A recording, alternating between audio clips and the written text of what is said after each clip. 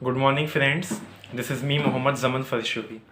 तो आज की हमारी न्यू वीडियो है टॉपिक चिकुनगुनिया पे। इन द प्रीवियस वीडियो मैंने डेंगू के बारे में बता दिया था, आज की वीडियो चिकुनगुनिया पे होगी।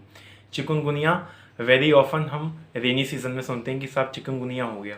सो फर्स्ट ऑफ ऑल हमें जानते हैं कि चिकुनगुनिया जो होता है वो भी डेंगू की तरह एक वायरल डिसीज़ है, यानी इसका भी कॉजेटिव एजेंट वायरस होता है। ये बीमारी वायरस से होती है, किसी बैक्टीरिया से नहीं होती, वायरस से होती है चिकुनगुनिया।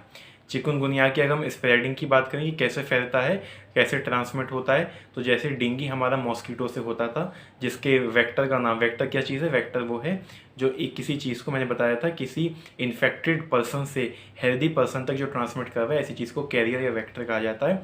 तो डेंगू की तरह ही चिकुनगुनिया का भी जो वेक्टर है, जो कैरियर है, वो फीमेल एडीज इजिप्टी मॉस्किटो होता है। मतलब जो उसका साइंटिफिक नेम है वो एडीज इजिप्टी है और फीमेल मॉस्किटो होता है, जिसको टाइगर मॉस्किटो भी कहा जाता है। चिकुनगुनिया की हम स्प्रेडिंग की बात कर रही। अब टॉपिक क्या आता है? टॉपिक आता है चिकुनगुनिया में क्या ऐसे सिम्टम्स होते हैं। देखिए, चिकुनगुनिया पहली बात है कॉज किससे हो रहा है। चिकुनगुनिया कॉज हो रहा है चिकुनगुनिया वायरस से, जो कि एक आरएनए वायरस है। अब बात करते हैं चिकुनगुनिया में सिम्टम्स क्या आते हैं। डेंगू की तरह हाई फीवर आएगा, तेज़ बुखार आएगा। दूसरी बात क्या आती है, सीवियर जॉइंट पेन, इतना शदीद, इतना तेज़, आपके जितने जॉइंट्स होते हैं जोड़ों में इतना दर्द होगा, इंसान सीधा खड़ा भी नहीं रह पाएगा पेन की वजह से। वो ट्विस्ट हो जाएगी, उसकी बॉडी मुड़ जाएगी, मुर्गे की तरह ट्विस्ट हो जाएगा। इसी वजह से इसको चिकुनगुनिया कहा जाता है।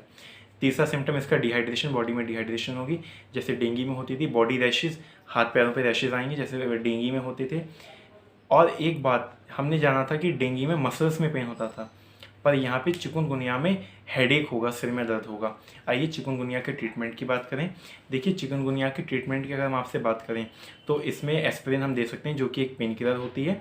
डिहाइड्रेशन हो रही है इसलिए हम ORS देंगे, ORS दे देंगे और फ्रूट्स दे देंगे। अब ORS का घोल पिला देंगे, हम किसकी, डिहाइड्रेशन के लिए। अगर बात करें पेन कैसे देखा जाएगा, तो पेन के लिए हम किसी भी एनर्जेसिक यानी पेन किलर दे देंगे। हम इसमें एस्पिरिन इसलिए भी दे सकते हैं क्योंकि यहाँ पे प्लेटलेट्स की कोई डेफिशिएंसी नहीं है। तीसरी most important point, high fever के लिए कोई सी भी एंटीपायरेटिक दे देंगे जो हो। अब मैं बात करता हूँ कि चिकुनगुनिया का इंक्यूबेशन पीरियड क्या होता है। ये मैंने एक नया वर्ड कहा यहाँ पे।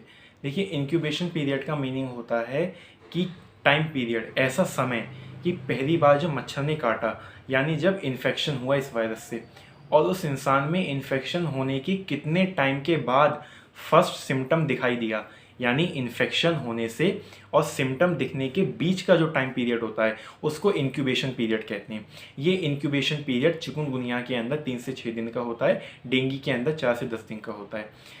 और इसके प्रिवेंशन की अगर बात करें चिकुनगुनिया के, तो चिकुनगुनिया के प्रिवेंशन में देखिए आता है कि हर वो चीज़ जिससे हम मच्छर से प्रिवेंट हो सकते हैं। हमें मच्छर की ब्रीडिंग रोकनी है, कहीं भी डैम्प प्लेसेस हो, पानी इकट्ठा हो रहा हो, हमें ऐसा नहीं होने देना है। और बाकी जितने भी मॉस्किटो से बचने की टेक्निक्स होती हैं वो यूज़ करनी है, क्योंकि जब वेक्टर ही नहीं होगा तो बीमारी कैसे फैलेगी, और हमारा मेन मकसद वेक्टर से बचना है।